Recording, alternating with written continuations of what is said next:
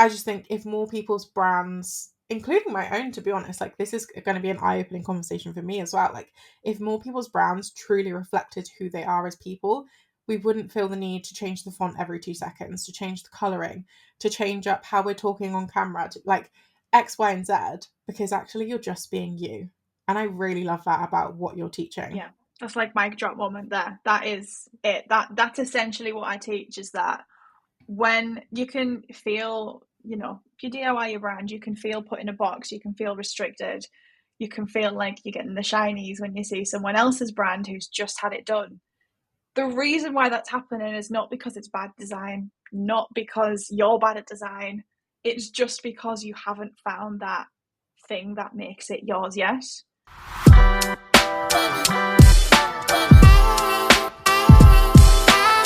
Okay, everyone, welcome back to the Alex Beyond Thoughts podcast. I am so excited you are here for this episode today. I think it's going to be a good one. We have an incredible guest today. This guest has been in the graphic design space for over 5 years. She's an ABBA fanatic. She loves Harry Styles, so we already have at least like 50 things in common. Jess is a brand designer and design educator of all things bright and bold, specialising in striking design to cut through the noise and empower women in business. I am so lucky to have her on the podcast today. Welcome, Jess. Hello. I love that intro. Love it. Oh, great. I'm so happy you loved it. How are you? I am fabulous, thank you. Yourself? Yes, I'm good. I'm very excited for today's Very episode. good. We had to reschedule last week just because of England being an issue. Mm-hmm. We had a little storm. I say little, very large. And Unbelievable. It meant everyone was basically having to reschedule everything. So we are finally getting to record this episode, and I'm so excited to do it. So today we're going to be talking about everything to do with graphic design, brand design, things that Jess gets up to in her business, and I'm just really excited to dive in. So let me ask my first question, Jess, because I'm dying to know what inspired you to pursue a career in design. It's quite a long story. Let's have it. Let's go. We'll start off childhood. I have always been really creative. Some of my earliest memories involve drawing, painting, crafting of some sort. So it's something that I've always kind of done since day one. Even my mum was creative, so I kind of must have taken that from her, and I've followed her in her footsteps. It wasn't until I got into, I think it was about year 9 in secondary school. So how old was that? 13, 14 maybe? Might be wrong, but somewhere about there. Yeah. It wasn't until like then I really started taking it seriously though, because my school teachers were actually like, oh, you're really good at this. And it's just something that I said has been kind of natural to me. With that in mind, I progressed right up until my A-levels doing art, craft. One thing, ironically, I never was interested in was kind of the digital side of it. I did not like IT, didn't like being on the computers, really liked pencil to paper, until I got to, like, I did a foundation diploma in between sixth form and uni. And I ended up getting, one of my classmates had an iPad that they were using for their coursework. And I was like, oh, I want to have a go on that. And I had a go on it. And I was like, this is life-changing. I got an iPad that year for Christmas, and I don't think I put it down since. It was just constant drawing, doodling. Don't get me wrong, wasn't doing design at this point. It was mainly, it was pet portraits, which couldn't be any further from what I do now, because they were very timid and relaxed, and I still love doing them. But that kind of gave me the entryway into where I'm at now, because this pet portrait business that I did have opened so many doors, because I ended up doing that full time during COVID, which is a different world, but that's what gave me the step into the business world. And because I was providing so many different artistic services, should I say, I ultimately had people come to me and say, will you do me a logo? Will you do me a business card? And I was like, yeah, okay, we'll give it a go. And that's when I realized how much you can actually put into a logo and into design subconsciously without actually having to physically show something. Throughout this whole foundation diploma, my tutors would tell me, you're a graphic designer, you're a graphic designer. And I was like, I'm not a graphic designer. I want to draw, I want to illustrate. I resisted it. I still ended up going to uni for graphic design, but I was like, I am determined to stay on this illustration path. Until I got to uni and I actually started doing illustration, and I was like, yeah, no, I'm a graphic designer. Actually, from there, when I really like learned how to do it properly and how to do it technically, it was like, again, another portion of my brain opened up, and I was like, this is what I'm meant to do. This is where my business is meant to go. And there was just so many different things happening that were totally unrelated, that, as cliche as it sounds, I was quite literally meant to do this, because there was people from my college course, there was clients, and there was just so many things that it brought me to this point. So it's not like I had a bout of inspiration. It's like been like, I want to be a designer, but my artistic background has kind of led me to this point, to that it just was kind of like a natural progression of where I'm meant to be. That's so cool. That's so cool. I love that like light bulb moment of like people have been kind of guiding you or like dropping little hints. This might be for your path, this might be your path. And you're like, no, illustration is it. I can feel this. This is what I want. And then all of a sudden it's like, wait, actually, that thing that I thought I wanted, the thing I've been working towards. Yeah. Oh, I don't actually love it. The answer was there all along, and I just was resisting it. And I'm a bit woo-woo, and I'm a bit like, oh, everything will work out how it's meant to. And it was literally on a plate in front of me the whole time, and I was just denying that I was seeing it. It's like, even to the point where I'd be I really struggled with uni. I didn't enjoy being at uni. I enjoyed the idea of the design, but the whole process in itself, I didn't enjoy uni, which is a totally different story. But I would be sitting there in my critique groups, whatever they would call them, with like a stack of papers this high with all my work and development. And I'd go through it, and I'd constantly be feeling like I've been shut down, or they didn't see the vision or whatever it was. And they would ask me, what do you want to do? And I was like, I want to be an artistic designer. And everyone would look at me and be like, what the hell does that mean? And I'm like, I don't know, an artistic designer, that's what I am. And it wasn't until like maybe 2 years ago now, a year and a half ago, it all clicked, and I was like, oh, I know what that means now. Because the way that I do design is very intuitive. So it's like everything has just fell into place as to how it should be, even though I didn't have the answers straight away. Yeah. And I'm woo as well. Like, everyone that listens to this podcast will know that we are intuitively guided here. We are about listening to our gut, trusting ourselves, even when it doesn't seem very logical to do so. And it's just so funny how we will be guided and moved in a direction, even against our own will sometimes, and it will end up being for the best. And sometimes the best thing we can do for ourselves is actually just to let go and see where it leads us. But that's really cool. And I just want to elaborate on the artistic designer. So for everyone who doesn't know Jess, what is an artistic designer to Jess?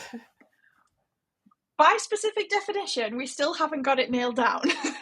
However, today's definition. The way that I do design is I will do the traditional, this is what will work, this is the colour theory.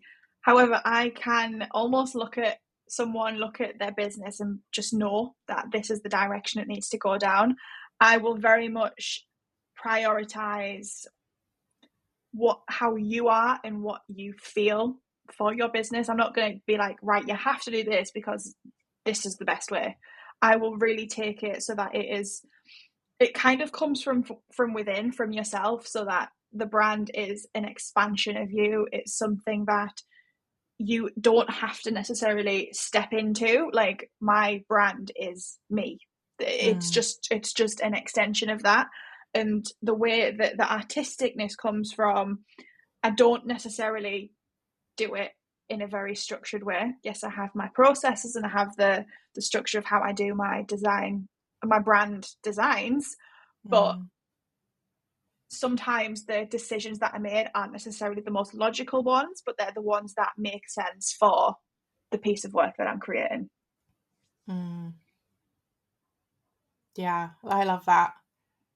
And it's like, okay, I'm gonna look at this kind of holistically. We love to use that word in this space, holistically, and see kind of just by looking at a person and their vibe and the kind of content they already put out or whatever it is, what kind of puzzle pieces need to fit together to say, okay, if I look at you and I look at your products or I look at your website or I look at your social media, this feels like you. And I feel like that's something we all get a little bit lost with sometimes, because the whole saying, I don't know who I am, I don't know what I want, I don't know if I like this, I don't know if I like that, we can get so lost in just trying to create something that actually, if we sit back and go, okay, but what feels like me?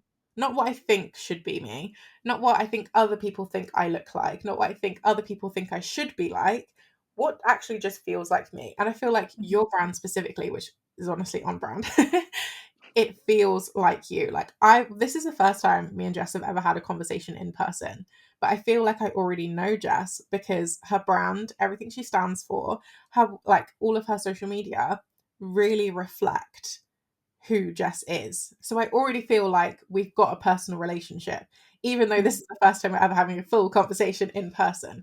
And that is the power of actually settling into feeling through this kind of process of knowing yourself, instead of going with the, oh, I think about this and like someone told me I should do that and this strategy says I should be this person.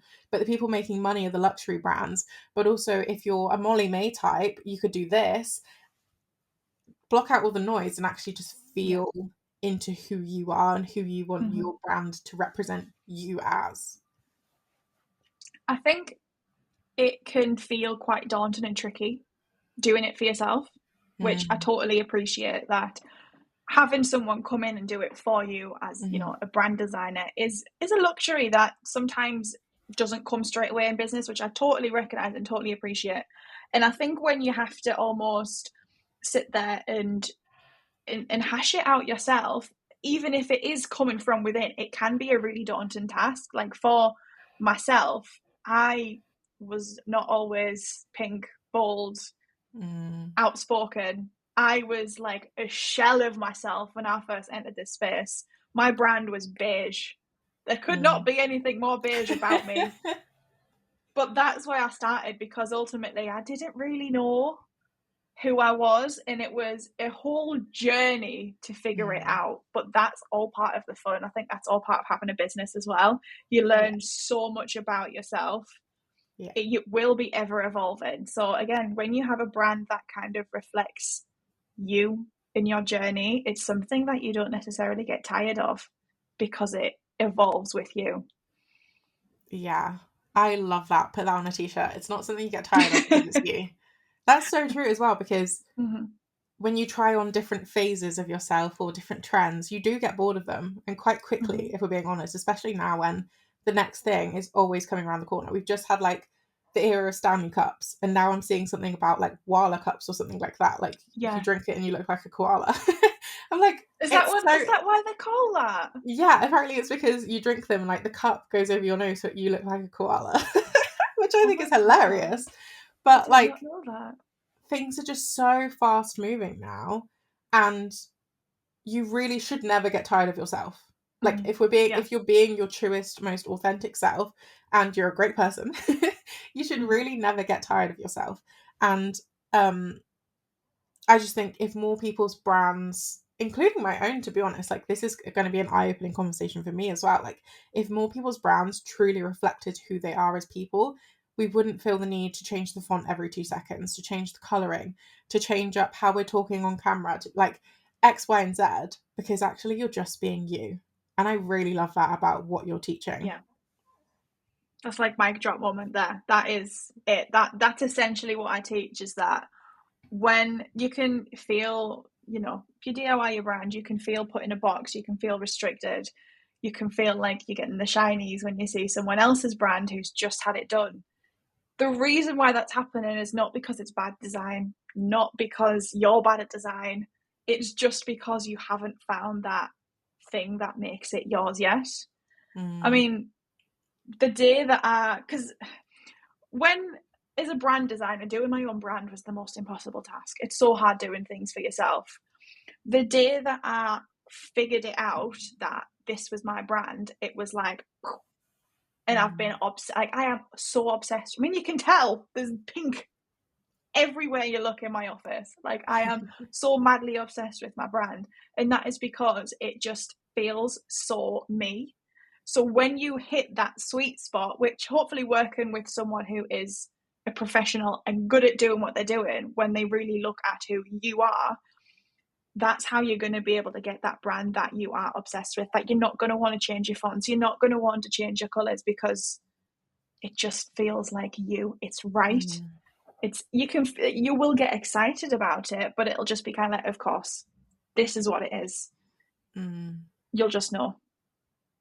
And from that, you can evolve yourself as well. This isn't to say that, like, if you're on a journey right now, you're thinking about either just starting a business or starting a personal brand to go on social media with, or you're in 5 years, 10 years down into your business journey. It's not to say that you potentially haven't already found yourself, or you haven't already found the kind of style you like, this, that, and the other. It's actually just, like Jess said, it's about making it yours. What is the thing that's going to be that light bulb moment that's going to make it yours? And it's really hard to see that yourself. In the same way with coaching, you can have all the signs delivered to you. You can have the people closest to you telling you something. You can have your soul telling you something. But if you've decided to put the blinders on, or you've decided you can't yet take the blinders off, you're never going to see it.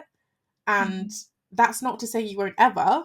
It's just right now, in the space you're in, and the timing and the circumstances, whatever it is, you're just not going to see that thing for yourself. So sometimes spending the investment of whatever to have someone make you aware of that, or dedicating the time, if it's you doing it personally, like a DIY project, dedicating the time for you to take those blinders off and actually see it truly, whatever it is, like, sometimes it can be so much easier to spend X amount on getting that investment for someone to take those blinders off for you than having to spend X number of years trying to do it yourself.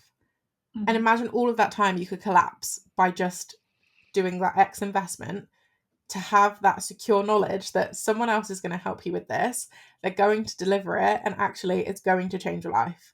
Whether that means it's changing your life by just having this insane knowing that your brand is on point, or having the design awareness and education that you need to know that, okay, this is how you structure these things, this is color theory, this is whatever, like, whatever the missing part of your skills or knowledge are right now, if you could make X amount of investment to have that knowledge delivered to you in the next couple of weeks even, how much time are you collapsing with that? How much freedom are you gaining from taking away that mental space of, oh, what font do I choose this week? Oh, how do I show up on camera? What do I make this text look like? Like, whatever the creative side of it if you're thinking of is right now, if you could just collapse that, how much brain space are you freeing? Exactly.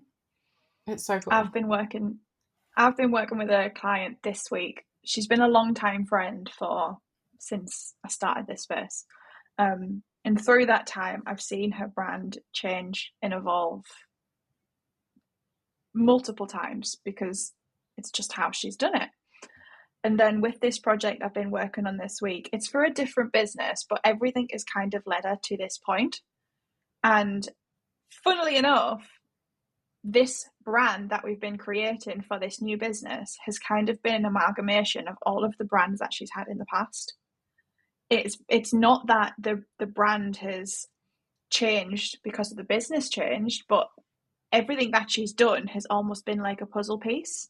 And then when she's actually had me come in to look at it, it's like, you've had all of the answers there, you just weren't quite looking at it from the right way. And then we've pulled something that's kind of summarized her journey to that point within her brand, because the colors, the fonts, the style is just, again, it's a natural progression of where she started to where she is now. Yeah. That's so cool. I'm very happy for her.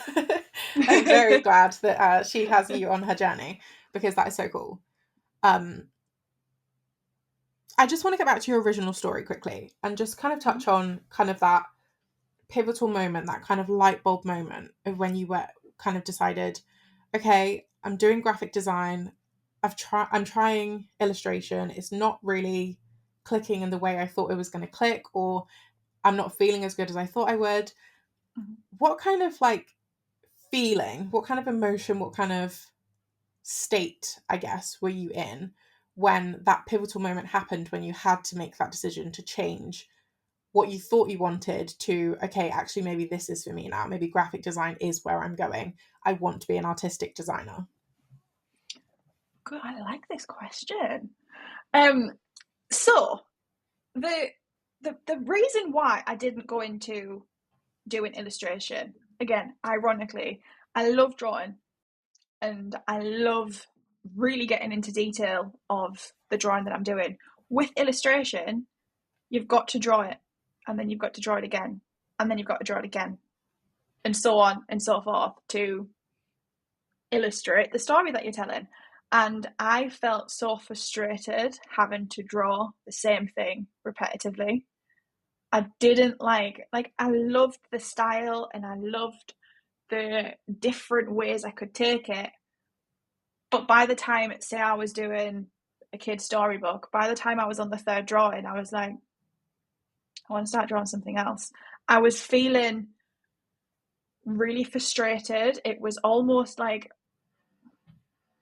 the only thing I can compare it to is when you, whether it be editing a video, whether it be creating some content, whether it be you're approaching a deadline of some sort and you get that like things are nearly finished and there's like maybe a couple of hours that is the last minute scrambling of pulling everything together and you just want it to be done.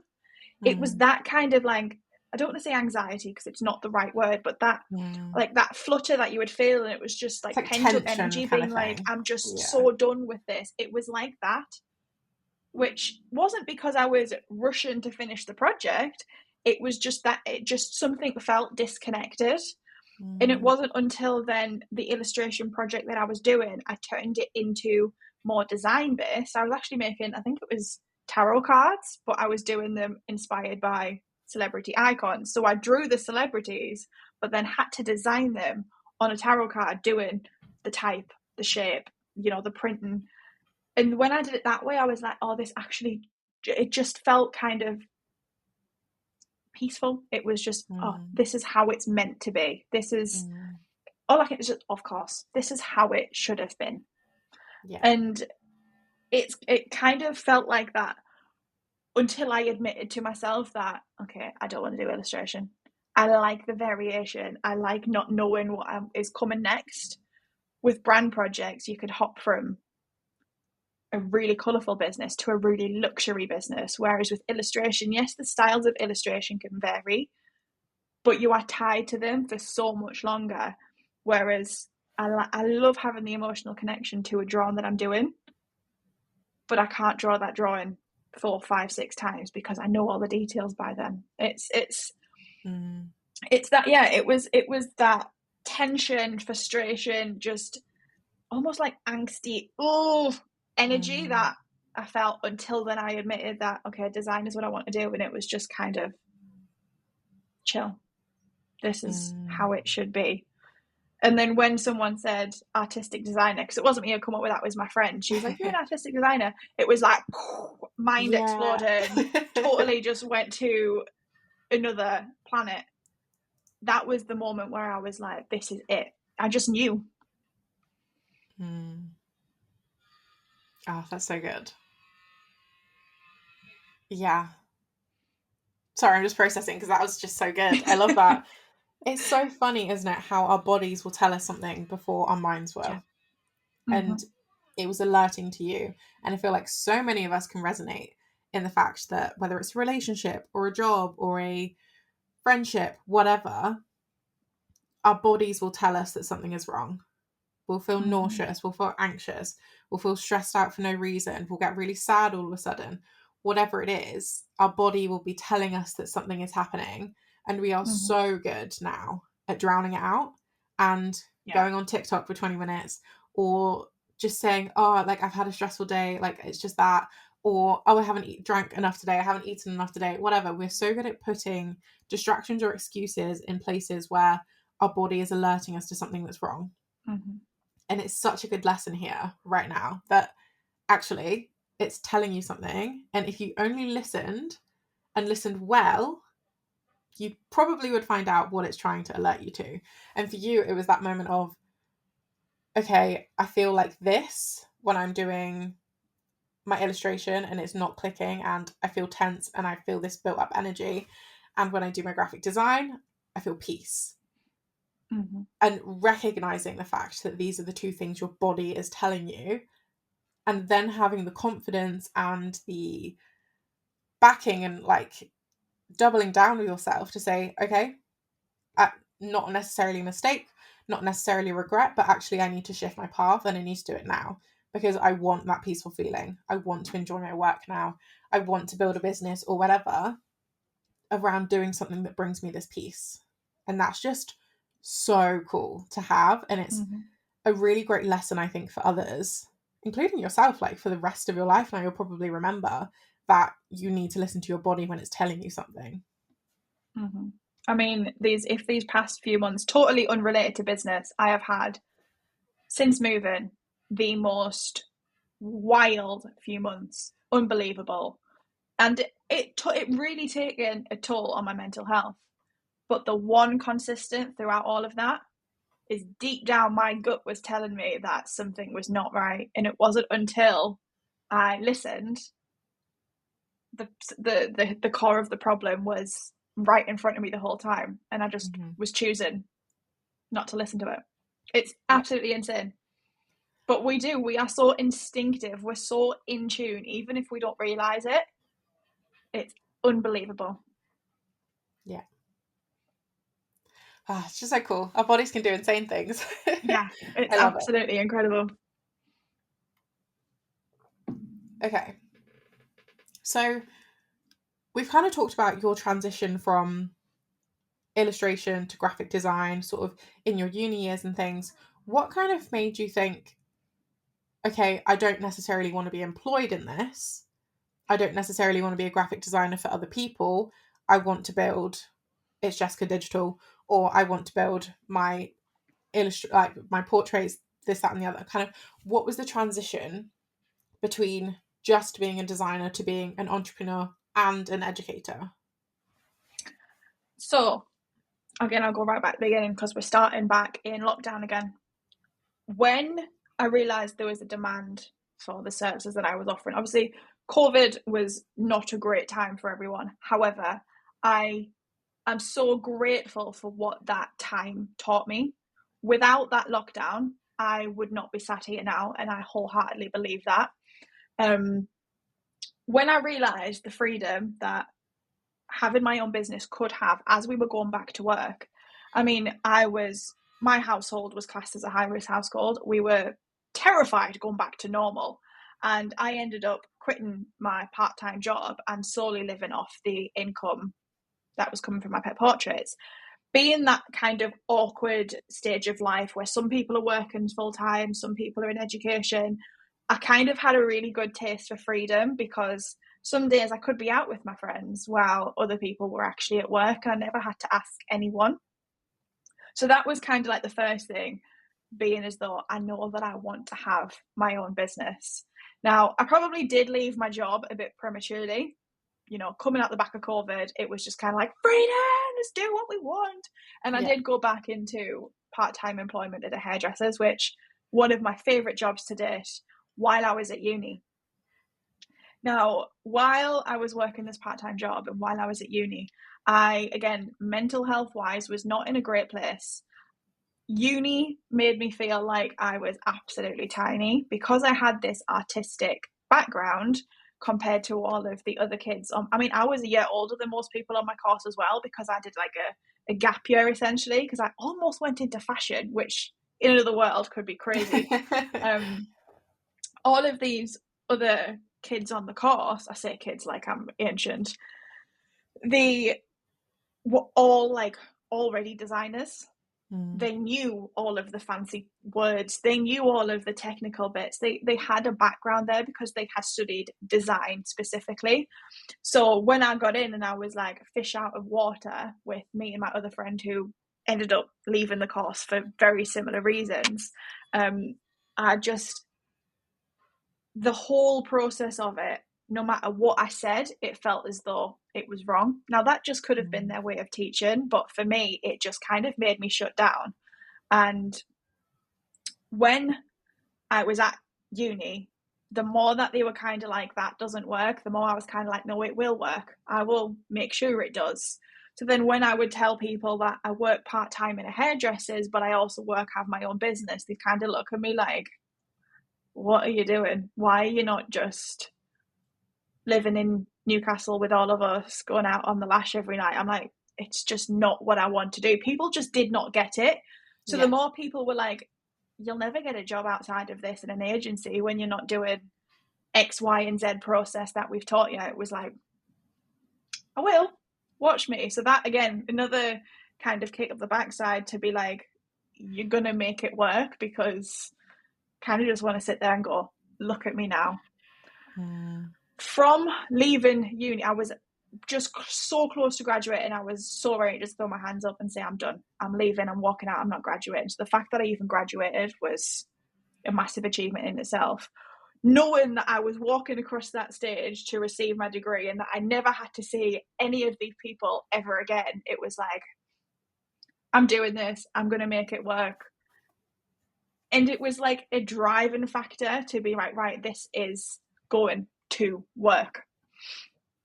Left uni, continued on in my part-time job, which I, like I say, loved it to bits. But as time was going on, I was like, I just knew my time here is coming to an end. It was getting closer. And I remember I went away to Magaluf for all my best friend's hen do. And I remember getting on that plane to come home, and I was like, I was so lucky that my boss was so okay with me taking the holidays. But I remember sitting there thinking, I've got this many holidays left. I haven't been away with my boyfriend yet.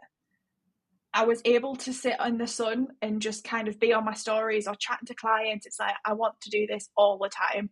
And I sat on that plane and I was like, I am not going to be at this part-time job for much longer. And lo and behold, I think it was 3 to 4 months later, I put my notice in, took the biggest risks I've ever took investing in my business right as I was getting rid of my regular income. And it hasn't really slowed down since. It was just instinctual. That's all it was. I was just following my gut as to when the time was right. So cool.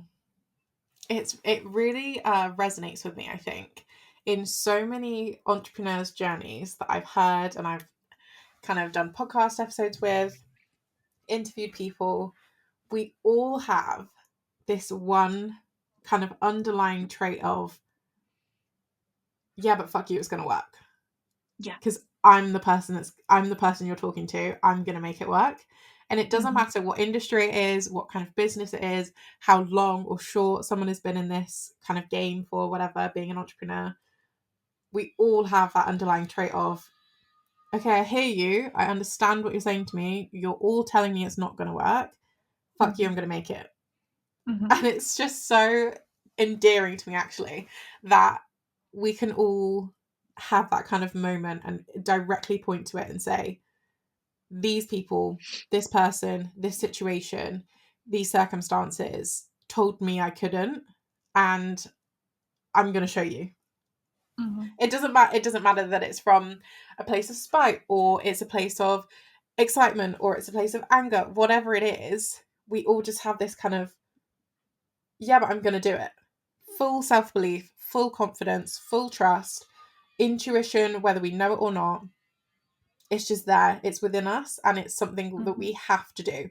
And life will make it uncomfortable for us if we are not in a position to be an entrepreneur. And it really doesn't matter, I think, what kind of industry you pick up, or the niche you choose, or whether it's online, or whether it's in person, a product business, a service-based business, whatever it is, it really doesn't matter, I don't think, as an entrepreneur and someone with an entrepreneurial spirit. You just have to do it because you will be uncomfortable in any other scenario. And that is something that I've been dealing with and have dealt with for the longest time, that, okay, I'm in a situation where I don't necessarily want to be in right now. It's not optimal conditions. Am I going to do what it takes to make it work? Yes. Am I going to be what I need to be to make it work? Yes.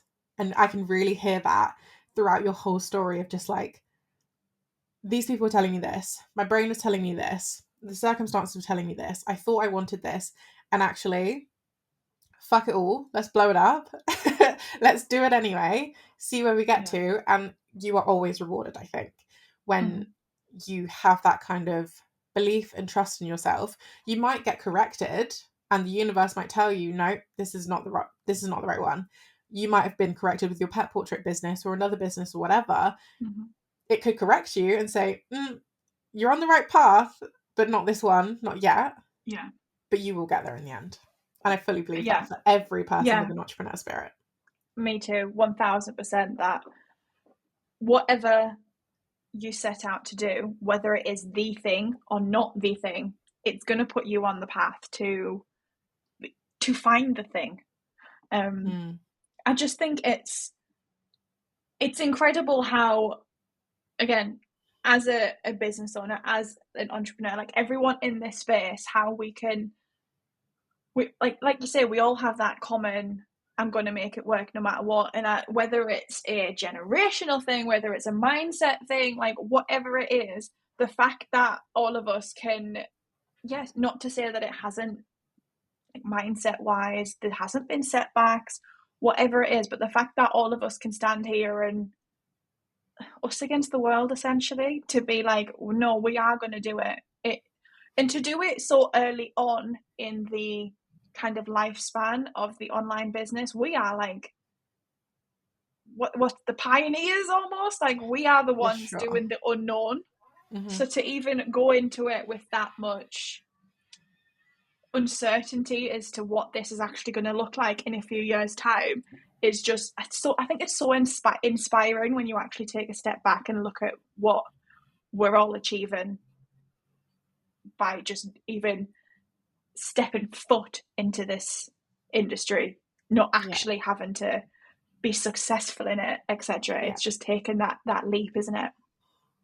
It's so funny to me that you say that, because I've never really thought about it before, how early we are into the sort of conception of online business, of digital, of social media, of everything. Like, we didn't have phones in my lifetime. I'm only 25 years old next week. Yeah, next week. I'm 25 years old next week. Birthday for next week. Thanks. And we didn't even have phones in my lifetime. Like, most people did not have a phone until probably the 2010s. Probably after 2005 is when people actually started even getting phones. Or like the internet, you still had to go to a library, or you had to plug into like whatever. We are still so early into the online space. And yet so many of us, including me until right this second when I've just had my brain blown open, like, we think we're so late, and we think we're late to the party, and we think that we're just too far behind. We should have started the YouTube channel 10 years ago. We should have started the TikTok 3 years ago when it was COVID and everyone was watching TikTok. And if I start it today, no one's going to watch, or no one's going to listen. It's never going to evolve to anything. But actually, if you started today, imagine where you're going to be in 5 years. Exactly. If you start today, imagine in 50 years when we're a little bit further into the very early stage of being online, where you're going to be. And it's really just that reframing that you've just done for me that I'm loving right now. That we are so early into this thing, and it feels like we're late because we have so much access all the time, and we are over consuming insanely. So we just have constant access to other people doing more, doing bigger, doing better.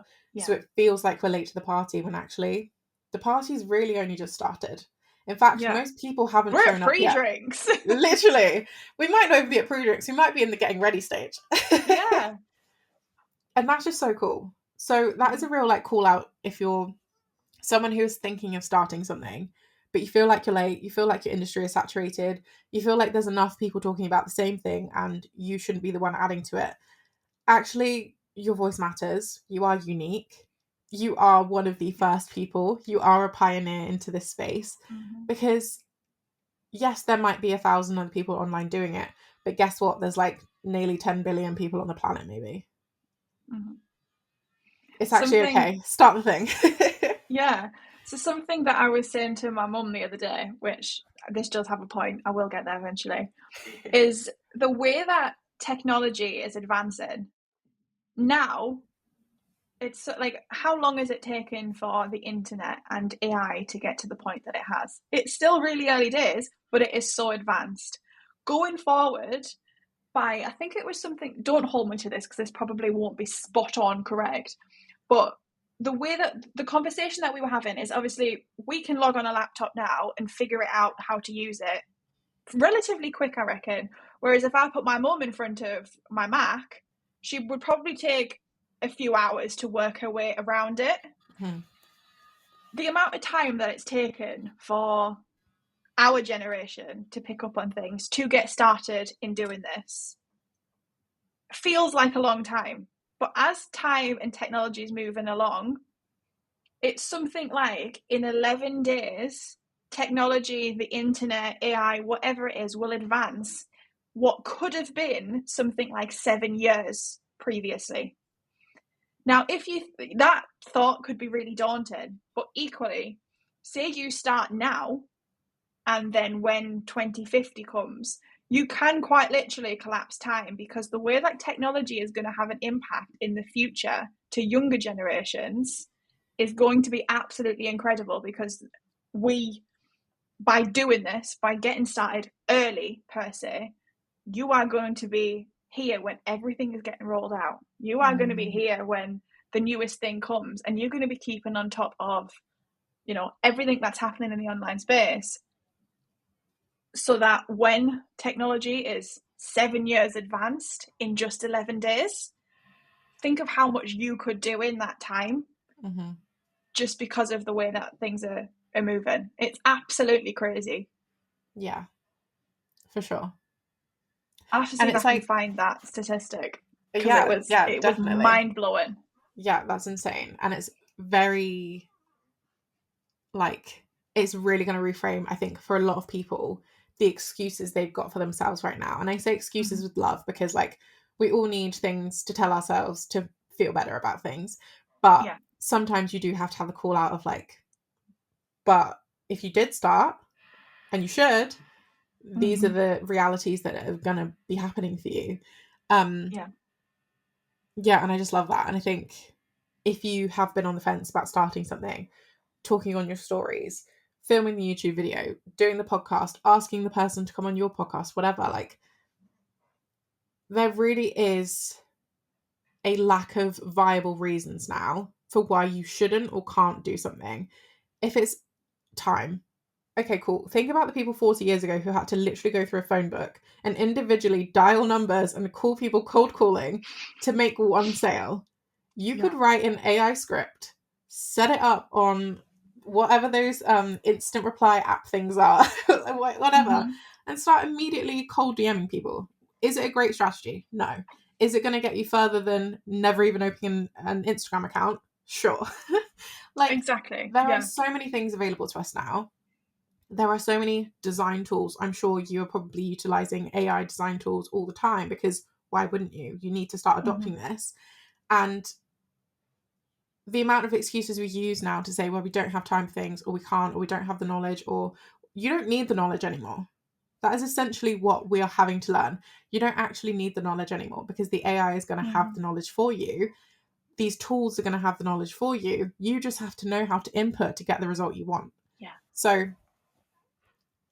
like we were saying, if you are someone who doesn't know right now, but you want to get onto it, you're someone who's trying something out, you're building a business, you're scaling a business, whatever, and you don't really know where you're going right now, or you don't have the skills, or whatever, utilize some of these things we're talking about. Do you need an educator? Do you need a coach? Do you need a designer? Do you need a PT? Whatever it is, Go find that person in the physical. Then look to your AI tools. Look to all the things that you've already paid for, whether it's Notion and they have AI integrated, whether it's Google AI integrated, Canva AI integrated. Use your tools, build your things, and just get it out there, because we are so early into this game. There is so much opportunity for you to have, and the only person keeping you stuck right now, the only thing keeping you stuck, is you. Yeah. So get out of your That's own way. it. I love this. I love this. This is such a good conversation. I knew it was going to be. I really want to ask you what your kind of biggest challenge was when you were creating Itsjessicadigital, this kind of design, education, brand building business. What was kind of your biggest challenge with that? It's kind of a two-prong thing.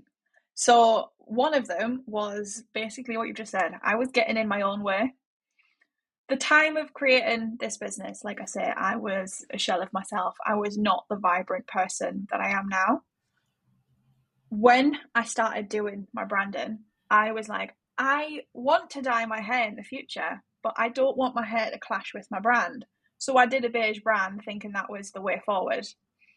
By doing that, I then put myself in a box, and no matter what I created, no matter what I put out, it just didn't feel right. So I was resisting the way that I wanted to go for all at that point in time. I probably wasn't aware of the direction I wanted to take it. I just knew that direction wasn't right. So I was really getting in my own way, in the way that I was making the moves and just doing the thing. In addition to that, I actually entered the space doing virtual assistants.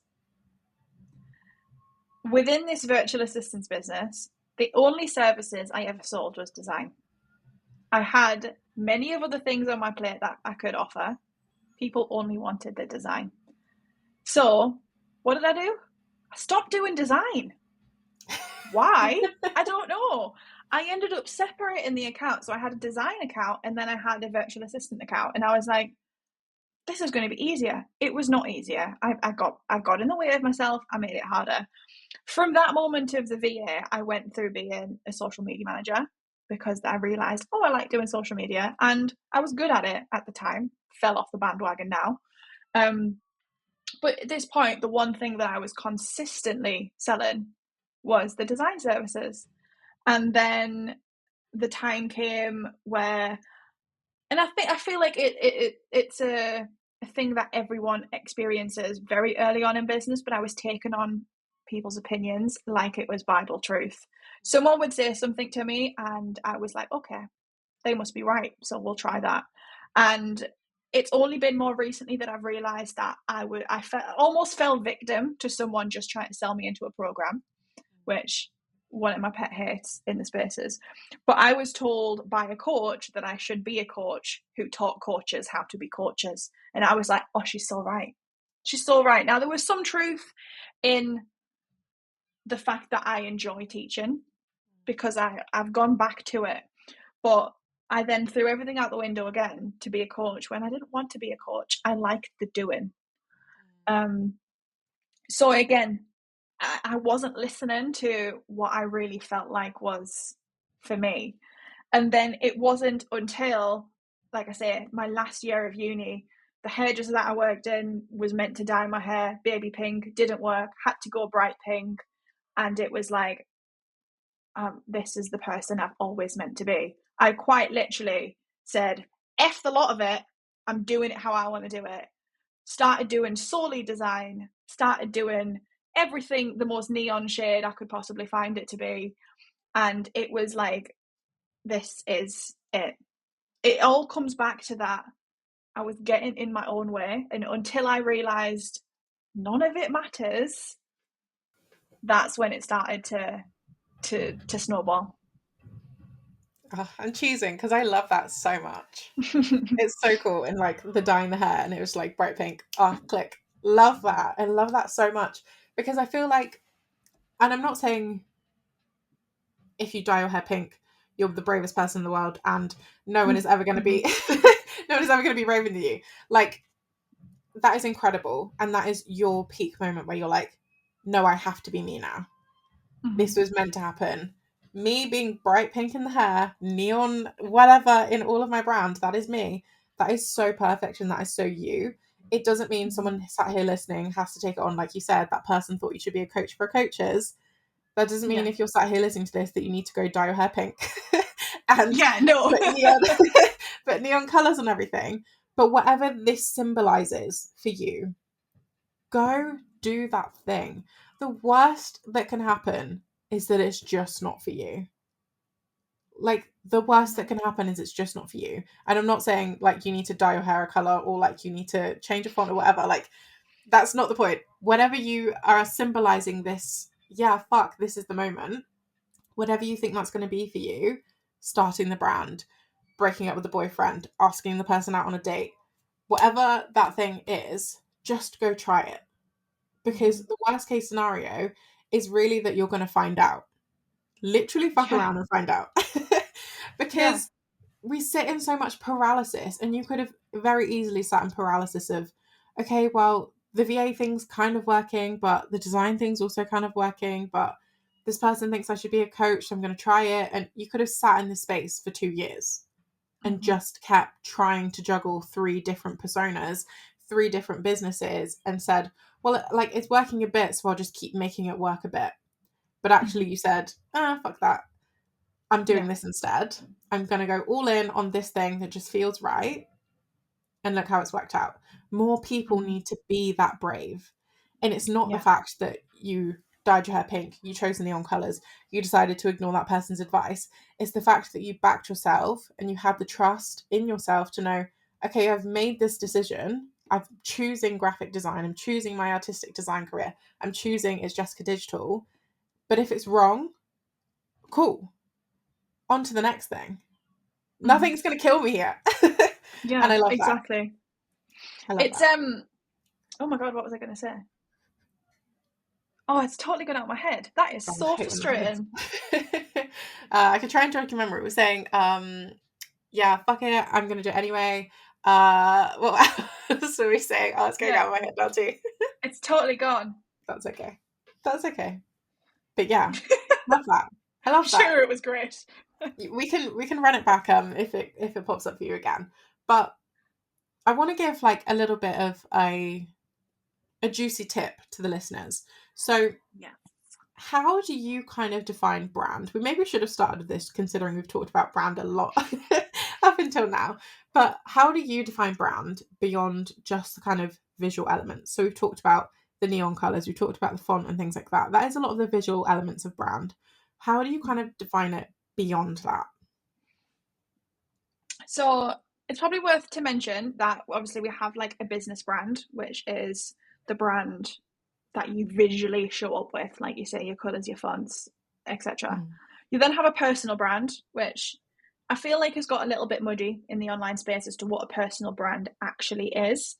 From a brand design perspective, a personal brand is you and how you show up and how you act in your business. For me, there's no kind of black or white differentiation between them. I kind of see a brand should be your business, but made into you. And if we're looking beyond the colours, the fonts, the logos, the patterns, all of the stuff that you would receive from a brand designer, I would define a brand as how you want people to perceive you without actually speaking to you. Now, if you're selling products, it can be slightly different because your brand needs to be more centric around your product. Like a notebook, for example. If you're selling a notebook, then your brand would have to be more resolved around the notebook. But when it comes to things like coaches, designers, whatever it is, when you provide more of a service, I feel like your brand should be what you want people to know, what you want people to feel about you. So in my design process, I will always ask people who they are if they can't define that themselves. Get friends to define it. What do you enjoy doing? How do you spend your free time? So that you can infuse that into your brand. So then when someone looks at your brand, they feel as though they know you, which is what you said about me in the beginning. You feel as though you know this person because their brand kind of encompasses who they are, but also what they do. Now, product based, you can do similar. There's just that you've got to be mindful of the product that you're selling. But I would define it as to be the middle ground between personal and business, so that you get to step into it and it feels easy. Okay, correct me if I'm wrong. So this is how I'm picturing it as you're telling it. So like, let's pick up with the notebook. So we've got the product business, it's the notebook. The personal side of it comes when you're shooting your content, you're sat in the cafe, whatever, journaling in your notebook after the Pilates class that you've just shown on your Instagram, whatever. That is the personal brand. We're associating the Pilates class, the matcha you're drinking, the coffee shops you're going to. That is the personal brand we're associating with the journal that you're consistently showing us. So we can visually see the color of the journal, the font of the journal, how it's styled, what it looks like. But the personal brand, potentially, and correct me if I'm wrong, is how we associate the feeling with, and the things that we associate with that journal. So the popular London Pilates class, the dinner at the Ritz, that, like, whatever, that is how we kind of see and separate these two things. And that intersection is where we're bringing them together. Yeah. Okay. So I'll use myself as an example. So my brand is bold, pink, obnoxious, all of those things that make my visual brand me. My personal brand, however, is ABBA, Harry Styles, Lover Greggs. People have told me that I'm like Joey from Friends because I've got the weirdest food combinations ever. That is my personal brand. Now, the atmosphere that comes off from that personal brand is carefree, fun, kind of gives zero fucks as to what other people think. When you put that together, it's almost like taking it into a different language and making it so that the vibe that you give off and the vibe that the service that you provide gives off comes together to create what would be your brand. And for me, that is this really bright, bold, I'm doing it my way or the highway kind of vibe that comes off within the things that I put out there. Okay, and everyone hear me when I say this. That intersection is what sells. That is what means Itsjessicadigital will never go out of fashion. It's never trend-led. It's never going to be boring or monotonous or the same, and people are going to skip over it. That intersection is what means this business never has to die, because in every evolution of Jess, in every evolution of her products or her services, she can continue taking that and just expanding it. And it means that you can do a podcast, you can do a fashion line, you can do a social media playlist talking about rating your Greggs for the week. Because it's all so interlaced and intricate, involved with you, that it will be ever evolving. You never have to be pigeonholed. And I feel like so many people get stuck between just the personal brand and just the product business or just the service business, and they're not really sure how to get that fine balance that means it's ever expanding, ever evolving, so that they're never bored and they're never like pigeonholed into just the one thing.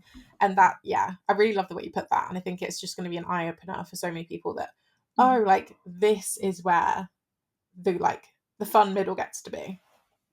Yeah. I mean, a really great example in the public eye of all of this at the minute is Taylor Swift, Sabrina Carpenter. Sabrina Carpenter's brand at the minute is insane. It is so good because she has got her music style. She is a really humorous, and she's I don't want to say sex appeal, but that is what she plays off within this little sweet spot of her brand, in being that you can't help but watch it and giggle with the vibe that she's gone for it. You come for the music, but then you stay for her. So she could jump, like, which she has. Her previous album that before is the current one, totally different vibe to what it is now. Before that, different vibe. People come for the music, but then when they get invested, they stay for her. Same as Taylor Swift. she's hopped from genre to genre. But then when people get involved with her, that's when people stay. They get invested. One of the best stories that I tell, and I tell it every single guest speaking session I do, every single training I do, it comes up, because the lesson that it taught me for all uni was one of the worst experiences of my life. This lesson is so valuable. We were told to do a project called 100 Ways to Catch a Mouse. And we had to come up in maybe 8 groups of 8 people, 100 ways to catch this mouse. So obviously, the first 10 ideas, everyone said the same thing. Get a mouse trap, get a sticky trap, like all of the same stuff. Yeah. It wasn't until we were pushing idea 90 to 100, that's when people would start to come up with the really crazy ideas. Like, someone liked Harry Potter, so they were like, okay, get Harry Potter to come and wizard the mouse away. Every single person in these groups came up with the same ideas until they really started at the end and started looking within and being like, what the hell can we do it? Now, I can't remember what I put for mine, but towards the end, you would come up with the really niche ideas. And the analogy that I use for this is your business can have the same visual brand. It can have the same services as the person next door. But as long as you are in that business and you are really doing what makes you within it, that's the secret sauce. That is the bit that people will stay for. I can name 4 brand designers that I'm all friends with, and we're all bold, we're all colourful, we all have very similar services. Yet our clients come to each one of us for us. So if you can lean into that really unique little sweet spot that you have, where you reference your personal, where you reference your business, that is, like you say, that's the bit that people stay for and evolve with. Oh, I love it. Injection to the veins. It's so good. Yeah, I love it. I love this episode. So good. From that, because we're just on a roll of giving great advice right now, what's like the most common mistake or mishap you see business owners or content creators make when it comes to their personal branding? It's doing what they think they should do. Everyone, and I say this as we're going on, professional has a different meaning nowadays. But when you hear the word professional, you don't think not professional. What? Yeah. You don't think like casual, sitting, having a conversation like this. You don't think, swearing. That just doesn't come to mind. Mm-hmm. Whereas when you can be professional but still do all of those things, and something that I see people trip up on all the time is they feel as though they have to do something a certain way, whether that be they have to have certain colours, they have to have a certain way of speaking, they have to look professional, and professional means sitting here with a suit and tie, all formal. Yes, very professional.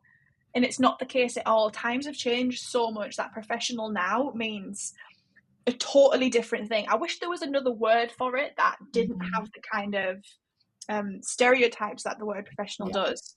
But it is, people, again, trip up because they feel like the way they have to do it is the way that other people have done it, or a way that they've been told to do, when actually, when you really lean into your unique way of doing it, which is so much easier said than done, because how do you know how to do it if no one else has done it like you? But that's the bit that I see so commonly is, I thought I had to have my brand beige and blue because I do this thing. This is what those colours mean. And I'm like, no, if you don't like them, for all it works for your business, if you don't like it, you've got to be in it every single day. Yeah. Like, it's just not feasible. And so many people come to me as well and being like, I don't want to have pink in my brand. I'm like, okay, I'm not going to force pink on you. Like, it might make sense, but you don't have a pink banner. Just because I like pink, I'm not going to force feed pink onto you. It's what you want. And I think so many people feel like they have to be told what to do. That's probably the biggest thing, and it's us being our own worst enemies. And really, like, the underlying thing throughout all of this episode is just like, show up as your most authentic self. And it's something I teach and preach all the time, because we're never gonna be happy, we're never gonna reach the things that we want and that we want to claim and that we want to say that we want if we're not being ourselves. Partly because the universe will block you, and we're back to woo-woo now.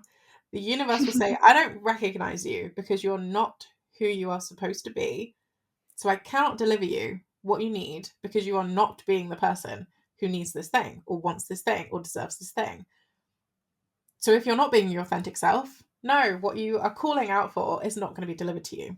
Second to that, if you're not your authentic self, it's just the cards aren't going to fall in the way that they need to.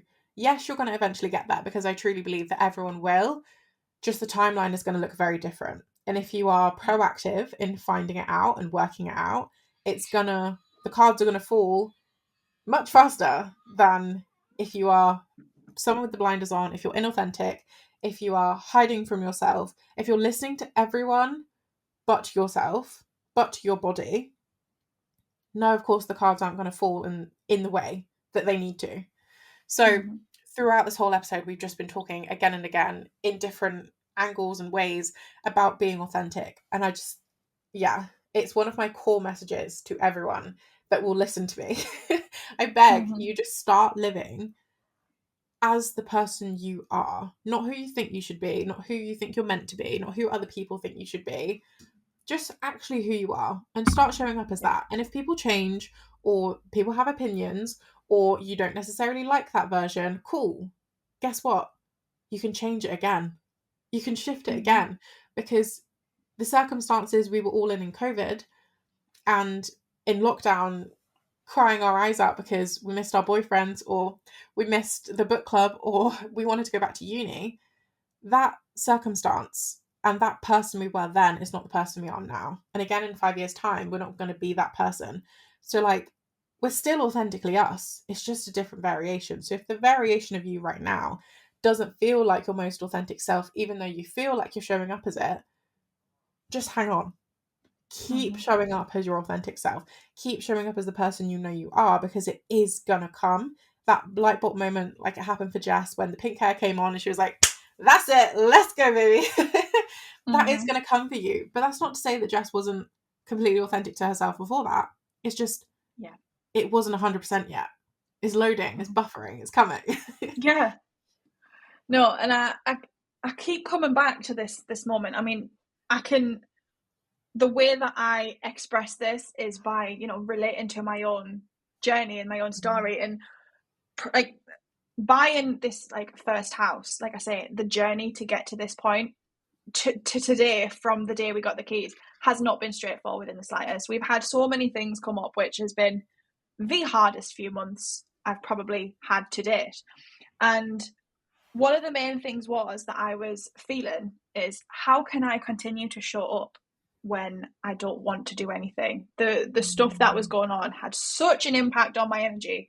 It's like, how can I continue to show up and sell my services, continue to chat to people in my audience like in the way that I do? And ultimately, again, I just let myself take a step back from it. And then I've figured out, and it's really, really made me assess the way that I work my business. But I was talking to one of my friends this morning who had no idea that any of the stuff that was going on has gone on. And she goes, do you know what? If you hadn't have told me that, I'd have been none the wiser, because the way that you've shown up since, your energy is totally different. Your confidence has gone up. Your, like, what's the word? Like my presence when I have been coming on, when I've been in the energy to do it, has been doubled. So by listening to what I was feeling, whether it's woo-woo or not, or whether it's just me, assessing what I need in that moment, by doing it that way, it's helped me come on leaps and bounds. And I've been able to recognize that, oh, okay, this is what I need to do right now. And then maybe in a week's time, it's going to be like, okay, I'm going to be grafting and showing up every single second that I want to be on there. but it was all about listening to what I needed, and in turn I've kind of delivered for myself, because I've allowed myself to show up in the energy that I wanted to be showing up in a way that other people have noticed. I'm seeing the reward already, and it kind of can, like, it's exactly what you said, is it'll come to you when you start to listen. 100%. And that is really like such a great kind of segue really quickly into emotional intelligence is everything. Yeah. Knowing how to navigate your life, how to navigate your thoughts, how to navigate your ego is going to serve you above all else. And in the next few weeks, there will be an episode coming out on emotional intelligence. So if you aren't kind of sure on what that means, or you kind of want to start building your emotional intelligence and you need some advice, whatever, there's going to be an episode or two coming out in the next few weeks. So you'll definitely have that in your hands as a tool in your pocket. But having the emotional intelligence and the awareness within yourself to know, I can't give 100% of 100% right now. I can give 20% today, and that's just got to be 100%. That still is moving the needle. That still is showing up for yourself. Yeah. That's having the emotional intelligence to say, okay, it's only 20% today. Thank you, self, for being able to show up to 20% today and delivering in whatever it was. Whether that's checking the to-do list and going, yeah, that's not today. Let's reschedule it for this day. Whether that's jumping on your story for 5 minutes to update everyone on what's going on behind the scenes and say, I've got this product coming out soon, don't you worry, it's coming.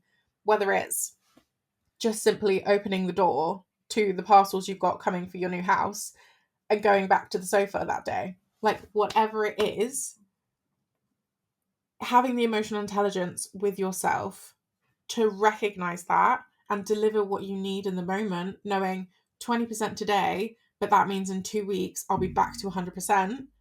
That's perfect. And it's an invaluable skill. It's really, really invaluable, especially as a business owner, because you don't necessarily get the choice when you are employed in a company, in a corporation, whatever. Sometimes you don't get the choice to only be at 20% that day.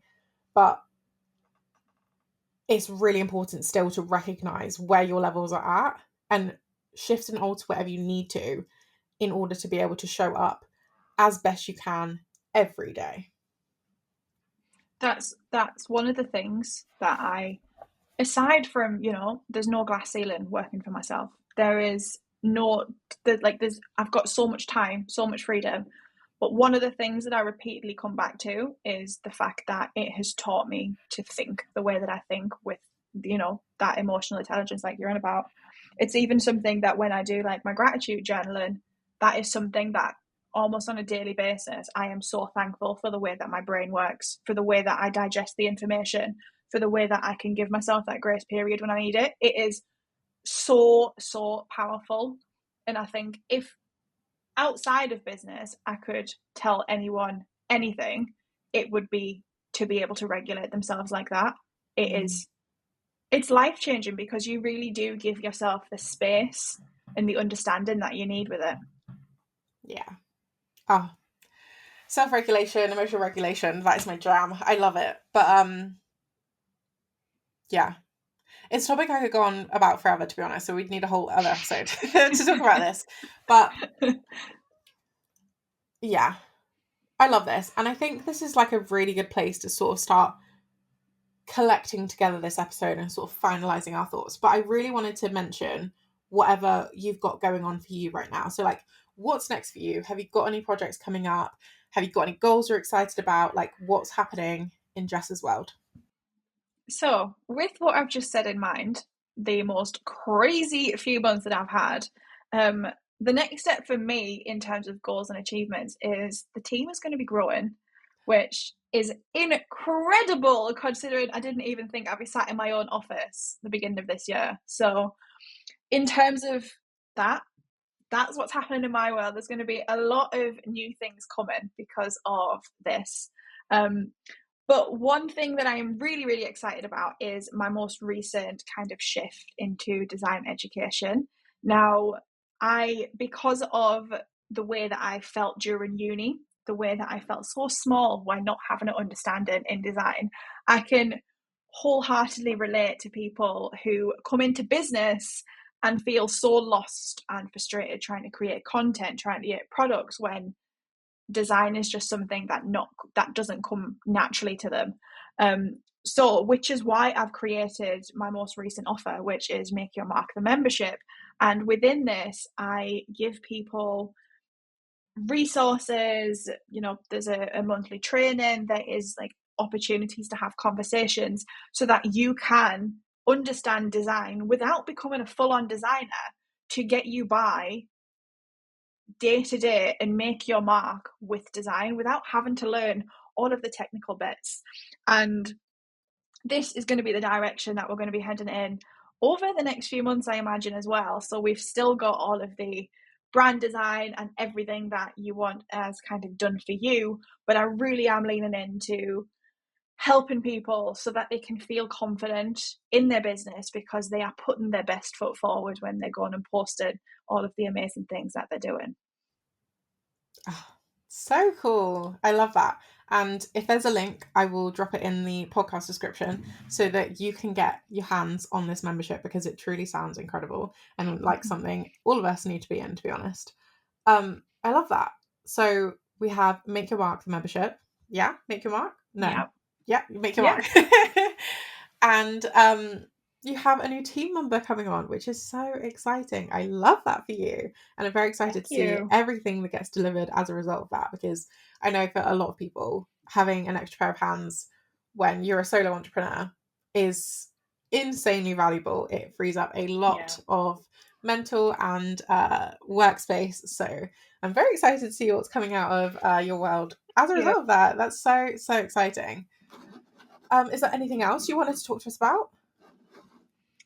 Do you know what? I have absolutely loved that. I feel like we have covered everything and more, just beyond the visuals of design, because so many people think the visual and then that's it, where it actually is so much deeper, and there is so much almost self-discovery that goes into it. I really think we've covered so much. I've loved it. Thank you so much. Yeah, I love that. Can we really quickly do the rapid fire section? I just love a little bit of fun at the end of an episode. Okay, so rapid fire. Are there any, really quickly, activities, hobbies, anything except for Harry Styles, because I could talk about him forever, that you are loving right now? Give us the goods. I have picked my pencils. Well, I say pencils. I've picked my iPad pencil up and I've got back into doing my pet portraits again.